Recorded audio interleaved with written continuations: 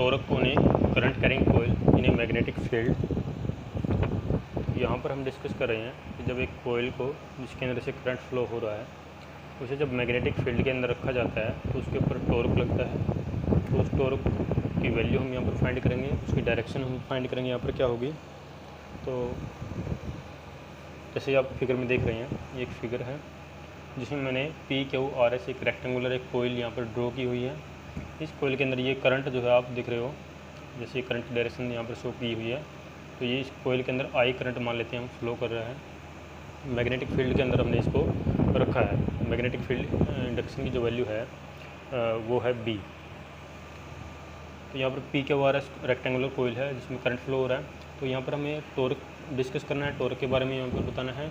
तो टॉर्क के बारे में डिस्कस करने से पहले हमें यहाँ पर फोर्सेज की वैल्यू जो है फाइंड करनी होगी ईच आर्म के लिए। जो जितनी भी इसकी जैसे आर्म है तो उसके ऊपर हम फोर्स फाइंड करेंगे कि कितना फोर्स लग रहा है। जैसे देखो ये PQ जो आर्म है इसमें करंट की डायरेक्शन ये है, करंट इस तरह से इसके अंदर फ्लो हो रहा है तो इसके ऊपर एक फोर्स लगेगा और फोर्स की डायरेक्शन हम फ्लेमिंग के लेफ्ट हैंड रूल से यहाँ पर फाइंड कर लेंगे। जैसे ये देखिए फ्लेमिंग का लेफ्ट हैंड रूल है, B की डायरेक्शन ये है और करंट की डायरेक्शन नीचे है तो फोर्स ऊपर की तरफ लग रहा है इस पर, यानी कि इस प्लेन के जो है परपेंडिकुलर होगा और अबव द प्लेन होगा। तो let the direction be this. इसे मैं मान लीजिए फोर्स जो है F1 नाम देता हूँ, ये F1 फोर्स है। ऐसे ही जो इसकी आर्म है ये QR, इसके ऊपर भी एक फोर्स लग रहा है और फोर्स की डायरेक्शन फ्लेमिंग के रूल से हम यहाँ पर फाइंड कर पाएंगे। B की डायरेक्शन ये है और करंट की डायरेक्शन जो है ये इस तरह से है कि ये फोर्स जो है आपका, ठीक है, B है, करंट की डायरेक्शन ऐसे है और थंब की डायरेक्शन में यहाँ पर फोर्स की डायरेक्शन शो कर रही है। यहाँ पर मान लेते हैं फोर्स जो है वो नीचे की तरफ है और ये फोर्स मान लेते हैं हम F2 है। ऐसे यहाँ पर फ्लेमिंग के लेफ्ट हैंड रूल से फोर्स की डायरेक्शन शो फाइंड कर लेंगे इस आर्म के ऊपर। RS जो आर्म है इसके ऊपर फ्लेमिंग का रूल ये है, B की डायरेक्शन ये है और करंट की डायरेक्शन ऊपर, करंट की डायरेक्शन बोले या फिर पॉजिटिव चार्ज की डायरेक्शन बोलेंगे। थंब की डायरेक्शन नीचे है, यानी कि फोर्स जो है यहाँ पर परपेंडिकुलर टू दिस प्लेन है और जो है डाउनवर्ड है। तो ये फोर्स को हम बोलते हैं F3। ऐसे यहाँ पर फोर्स फाइंड करेंगे तो वो भी फ्लेमिंग का रूल लगाएंगे वहाँ पर भी। वहाँ से जो फोर्स की डायरेक्शन आएगी F4 की वो इस जो है ऊपर की तरफ आएगी, ठीक है। ये डाउनवर्ड है, ये अपवर्ड डायरेक्शन है पूरी। तो जैसे यहाँ से ज्योमेट्री से हम देख पा रहे हैं कि जो F2 और F4 है वो अलॉन्ग द सेम एक्सिस जो है वो एक्ट कर रही हैं और दोनों का जो मैग्नीट्यूड है, मैग्नीट्यूड भी उनका सेम है, ठीक है। तो इसको वैसे फाइंड करने की ज़रूरत नहीं है F2 और F4 को, क्योंकि वो एक दूसरे के इफेक्ट को कैंसिल कर रहे हैं। लेकिन एक बार अगर उसको हम यहाँ पर फाइंड करें कि क्या इनकी वैल्यूज होगी तो आप इसको अच्छे से समझ पाएंगे कि इनका कोई भी इफेक्ट क्यों नहीं होगा इसके ऊपर। जैसे मैं F2 के लिए लिखता हूँ, F2 विल बी, अच्छा इसके लिए सबसे पहले हमें एक रेक्टेंगुलर कोयल है तो इसकी लेंथ जो मान लेते हैं, ये जैसे ये है इसकी लेंथ L मान लेते हैं और ये जो ब्रेड्थ है इसकी इसको हम B मान लेते हैं। तो यहाँ पर जो F2 होगा, F2 के लिए जो ये F2 है, F2 कैसे फाइंड करेंगे, करंट इसके अंदर फ्लो कर रहा है I और B, ठीक है। इसकी जो लेंथ है यहाँ पर B है, IB cross B, it will B IB sine theta. और देखो एंगल कितना है करंट एलिमेंट के बीच में और B के बीच में, वो थीटा एंगल है। तो यहाँ पर लिखेंगे साइन थीटा एन कैप जो है वो F2 की डायरेक्शन है यहाँ पर। तो यहाँ पर साइन थीटा आया है।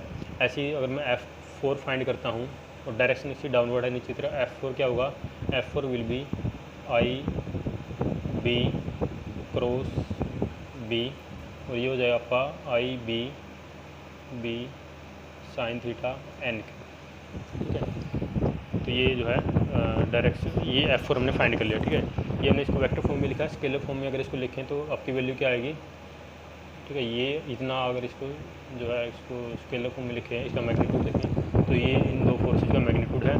तो यहाँ से हम देख पा रहे हैं दोनों फोर्सेज का जो मैग्नीट्यूड है वो सेम है, लेकिन डायरेक्शन उनकी एक दूसरे के अपोजिट है, ठीक है। मान लीजिए जैसे ये कोई एक एज है, जैसे ये एक कोई लाइन है, इस लाइन के ये P पॉइंट है इसका, ये इसका Q पॉइंट है। यहाँ पर एक फोर्स ऐसे ऊपर की तरफ लग रहा है, यहाँ पर एक फोर्स नीचे की तरफ लग रहा है। दोनों का मैग्नीट्यूड सेम है लेकिन डायरेक्शन उनकी अपोजिट है। तो उनका जो नेट रिजल्टेंट फोर्स होगा वो 0 हो जाएगा, यानी कि उनका कोई भी इफेक्ट यहाँ पर नहीं होगा।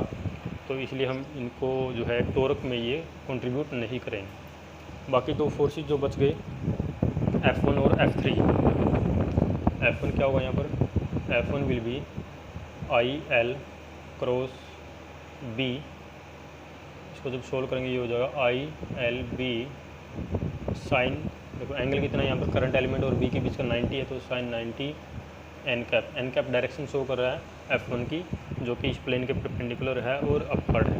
तो यहाँ पर इसका मैग्नीट्यूड अगर मैं लिखूँगा F1 का मैग्नीट्यूड क्या होगा आई एल बी, ठीक है, साइन 90 1 हो जाएगा, और एन कैप एक यूनिट वेक्टर है, इसका मैग्नीट्यूड 1 होता है। ऐसे ही सिमिलरली फाइंड करेंगे F3 क्या होगा I L cross B, it will be I L B sine 90 N cap, magnitude इसका होगा F3 का आई एल बी। तो यहाँ से हम देख पा रहे हैं कि F1 और F3 दोनों का मैग्नीट्यूड सेम है, लेकिन डायरेक्शन इनकी अपोजिट है और एक ही एक्सिस के ऊपर नहीं है इनकी डायरेक्शन। जैसे हम देखें, जैसे इस तरह से है, मान लीजिए एक लाइन है, ठीक है, ये कोई लाइन है, इसके ऊपर एक फोर्स ऐसे इसको ऊपर की तरफ लेके जा रहा है, दूसरा फोर्स इसको नीचे की तरफ लेके जा रहा है, ठीक है। यानी यहाँ पर क्या है, एक कपल जो है जनरेट हो रहा है, तो एक टोरक हमें यहाँ पर देखने को मिलेगा और उस टोरक की वैल्यू हम यहाँ पर फाइंड करेंगे। तो दो फोर्सेज हैं, मैग्नीट्यूड सेम है, सेपरेटेड बाय सम डिस्टेंस। तो टोरक का फॉर्मूला हमें पता है फोर्स इनटू परपेंडिकुलर डिस्टेंस। तो यहाँ पर जो दो फोर्सेज लग रहे हैं उनके बीच की हमें परपेंडिकुलर डिस्टेंस यहाँ पर पता होनी चाहिए, तो यहाँ पर हम जो है टोरक फाइंड कर सकेंगे। तो परपेंडिकुलर डिस्टेंस फाइंड करने के लिए देखिए हम क्या करते हैं, इस एक फिगर और यहाँ पर ड्रॉ करते हैं। जो इस कोयल का रेक्टेंगुलर जो कोयल है, इसका टॉप व्यू अगर हम लेंगे ऊपर से, अगर इसको देखते हैं तो हमें ये ऊपर वाली जो एस पी, ये जो एज है ये दिखाई देगा इस तरह से, ये एस पी है, ये एस, ये पी, ये करंट की डायरेक्शन इस तरह से है। यहाँ पर एक फोर्स ऊपर की तरफ लग रहा है F3 आपका, ठीक है, जो एस वाली जो साइड है वहाँ पर एक फोर्स है, वो परपेंडिकुलर है इस प्लेन के, ठीक है, ये जो प्लेन है इस प्लेन के, तो वो परपेंडिकुलर है, और किधर है वो डाउनवर्ड है, और यहाँ पर एक फोर्स है परपेंडिकुलर है इस प्लेन के, वो अपवर्ड है। इस तरह से हम उसको शो करें, यानी दो फोर्सेज है, मैग्नीट्यूड उनका सेम है, डायरेक्शन अलग अलग है। ये आपका ये F3 था, ये F1 है, दिस इज F1।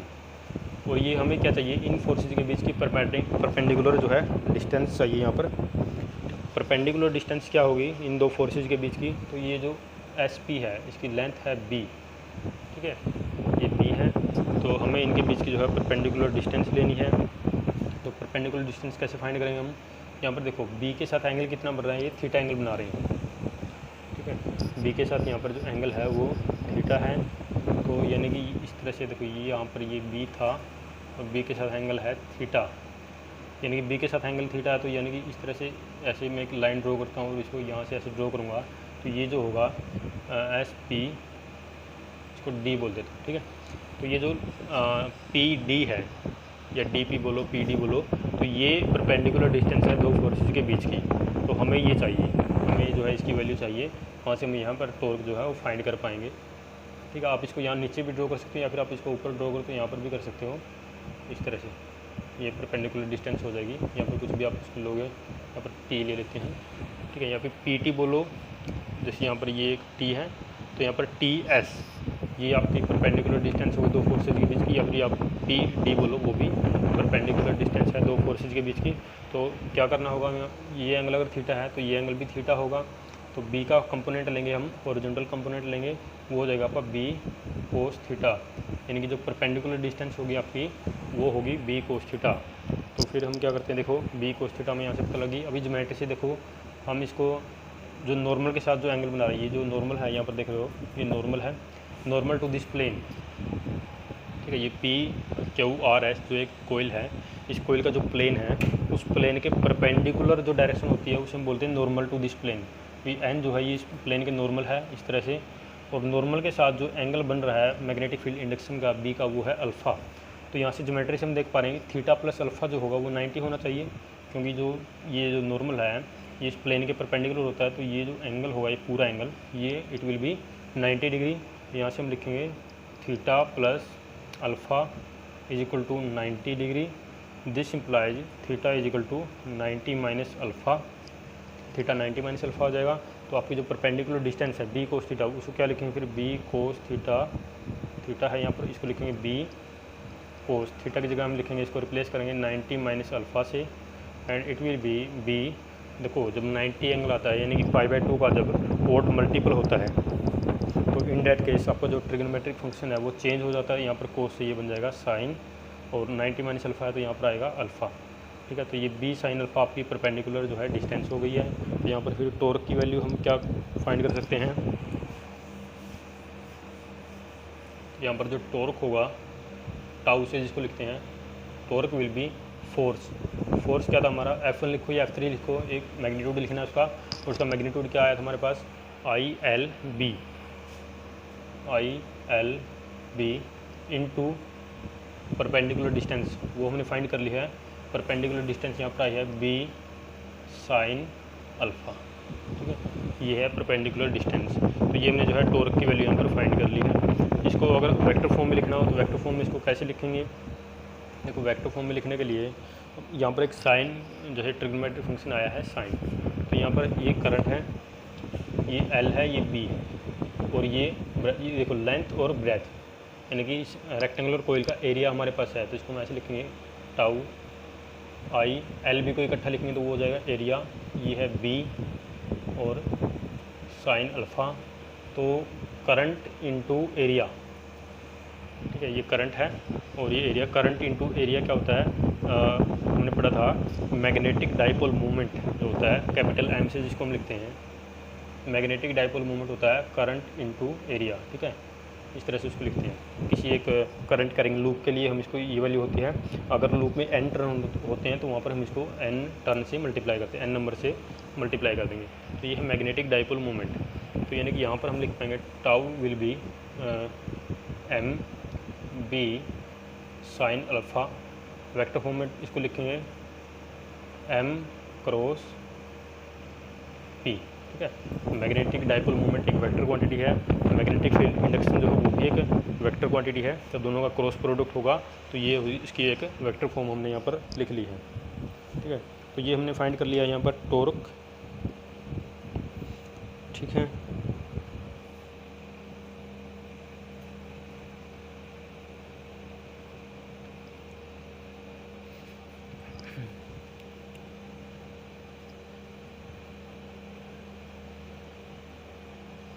तो यहाँ पर जो है हमने एक रेक्टेंगुलर कोयल ली थी, तो इस कोयल में भी ये एक केस हो सकता है इसमें कि अगर इस रेक्टेंगुलर कोयल जो ली है, अगर इसमें more than 1 number of turn है। ठीक है, एक अगर इसमें जैसे ये तो एक टर्न है, अगर यहाँ पर n नंबर ऑफ टर्न हो गए तो यहाँ पर फिर हम इसको जो है हर जगह n से इसको मल्टीप्लाई करना पड़ेगा। ठीक है, जैसे यहाँ पर भी n आ जाएगा, जैसे ये इस तरह से n आ गया। ठीक है, तो NIA को हमने m से रिप्लेस कर दिया है, यहाँ पर MB साइन अल्फ़ा होगा, तो इसको इस तरह से लिख सकते हैं। ठीक है, इसको सिंप्लीफाई करके फिर लिखेंगे तो फिर से हम इसको ही ऐसे ही लिखना होगा, जैसे यहाँ पर इस फॉर्म में अगर मैं लिखूँ इसको तो ये होगा, जैसे यहाँ पर लिखा है NIAB साइन अल्फ़ा। तो यहाँ पर अगर इसको क्रॉस प्रोडक्ट करके लिखूँ, अगर मैं इसको M की फॉर्म में नहीं लिखना तो कैसे लिखूँगा, टाउ विल बी NI। और देखो एरिया जो होता है, एरिया एक वेक्टर क्वांटिटी है, उसकी एक डायरेक्शन है, एरिया की डायरेक्शन किधर है, जिधर नॉर्मल की डायरेक्शन है, तो A क्रॉस B। ठीक है, तो ये याद है NI A क्रॉस B। ठीक है, तो एक अनदर फॉर्म होगी, वेक्टर फॉर्म है टॉर्क की, या तो हम इसको इस फॉर्म में लिख सकते हैं वेक्टर फॉर्म में लिखना हो, या फिर हम इसको इस फॉर्म में लिखनी है वेक्टर फॉर्म में लिखना हो। और ये M जो है ये होता है मैग्नेटिक डाइपोल मोमेंट M, तो उसको हम चाहे तो यहाँ पर रिप्लेस कर सकते हैं। ठीक है, तो ये हमने डिस्कस किया है टॉर्क के बारे में, एक रेक्टेंगुलर कोयल के ऊपर टॉर्क क्या लगेगा, अगर इसमें n नंबर ऑफ टर्न हो तब टॉर्क की वैल्यू क्या होगी। ठीक है, यानी कि अगर ये देखो, अगर नंबर ऑफ टर्न 1 है तो यहाँ पर हम इसको जो है 1 से रिप्लेस कर देंगे, तो लिखने की ज़रूरत नहीं है। अगर नंबर ऑफ़ टर्न 5 है तो यहाँ पर 5 होगा, 10 है तो 10 होगा, और n नंबर ऑफ टर्न होगा तो यहाँ पर n लिखेंगे। ठीक है, उसके बाद स्पेशल केसेस इसमें हम लिख सकते हैं, यहाँ पर स्पेशल केस क्या हो सकते हैं, इफ़ द कोयल इज, ठीक है, ये जो कोयल है इसका ओरिएंटेशन के बेसिस पे इसके अलग अलग जो है वो केसेस हो जाएंगे।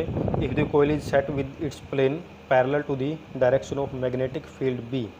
ठीक है, अगर इसका जो प्लेन है ये B के साथ अगर पैरेलल हो तो उस केस में आपका जो थीटा होगा, ठीक है, उस केस में आपका थीटा जो है वो 0 हो जाएगा, और थीटा 0 होगा तो फिर आपका टॉर्क की वैल्यू क्या होगी। ठीक है, यहाँ पर थीटा जीरो होगा तो टॉर्क की वैल्यू क्या होगी।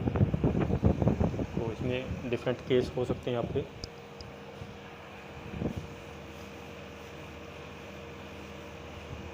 तो डिफरेंट केसेस में ही है, फर्स्ट केस जो आपका है वो है कि if the plane of this rectangular coil is parallel with magnetic field, तो जो बी की जो डायरेक्शन है, मैग्नेटिक फील्ड इंडक्शन की जो डायरेक्शन है, या फिर सिंपली मैग्नेटिक फील्ड की जो डायरेक्शन है, अगर वो प्लेन उसके पैरेलल में हो, यानी कि ये प्लेन उसके पैरेलल में हुआ तो ये थीटा 0 हो जाएगा। In that case theta will be 0, और थीटा 0 हुआ तो हमने क्या लिखा था, alpha plus theta is equal to 90 degree. तो यहाँ पर थीटा 0 हो गया तो अल्फ़ा कितना हो गया, 90 डिग्री। और हमने टॉर्क की वैल्यू क्या लिखी है यहाँ पर, ठीक है। तो यहाँ पर हमने जो टॉर्क की वैल्यू फाइंड की है वो है हमारी आई, ठीक है, ए बी साइन अल्फ़ा, और अल्फ़ा 90 है तो साइन 90 होता है 1, यानी कि अगर थीटा 0 होगा तो टॉर्क की वैल्यू हमें मैक्सिमम मिलेगी, ठीक है। आई ए बी ये टॉर्क की वैल्यू हो जाएगी, ठीक है, और ये है मैक्सिमम वैल्यू, ठीक है। तो ये आपको मैक्सिमम वैल्यू मिलेगी जब आपका थीटा 0 होगा।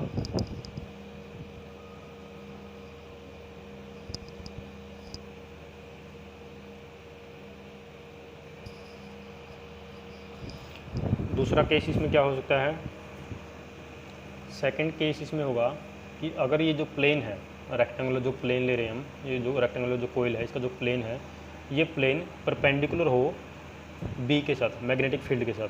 तो अगर ये परपेंडिकुलर होगा तो इन डैट केस ये जो थीटा होगा आपका ये 90 डिग्री हो जाएगा, ठीक है। ये जो प्लेन है ना, ये इसके बी के साथ इस तरह से परपेंडिकुलर हो जाएगा, ठीक है। तो ये प्लेन अगर परपेंडिकुलर होगा तो बी के साथ एंगल कितना बनेगा, उसके इसमें थीटा बनेगा, ठीक है। तो देखो प्लेन परपेंडिकुलर होने, बी के साथ परपेंडिकुलर होने का मतलब ये भी बनता है कि जो कोयल है उसका जो नॉर्मल है वो नॉर्मल आपके बी के साथ पैरेलल हो जाएगा, ठीक है। या तो ऐसे बोलो कि normal to this coil will be parallel और will be in the same direction with the as the direction of magnetic field, और we can say the plane of this rectangular coil is perpendicular to the magnetic field, ठीक है। तो दोनों, ठीक है, एक ही बात है। तो यहाँ पर जब सेकंड केस होगा, जब आपकी जो कोयल है, रेक्टेंगुलर कोयल है, उसका जो प्लेन है जब परपेंडिकुलर होगा बी के साथ, तो थीटा होगा उस केस में 90 डिग्री, और थीटा 90 डिग्री हो तो अल्फ़ा क्या होगा, 0 होगा। अल्फ़ा 0 होगा तो टॉर्क क्या होगा आपका, आई ए बी साइन अल्फ़ा लिखेंगे, साइन अल्फ़ा की जगह 0 पुट करेंगे, एंगल 0 है तो साइन 0 होता है 0, तो आपका टॉर्क जो है वो 0 हो जाएगा, ठीक है। तो ये था all about torque on a current carrying coil in a magnetic field.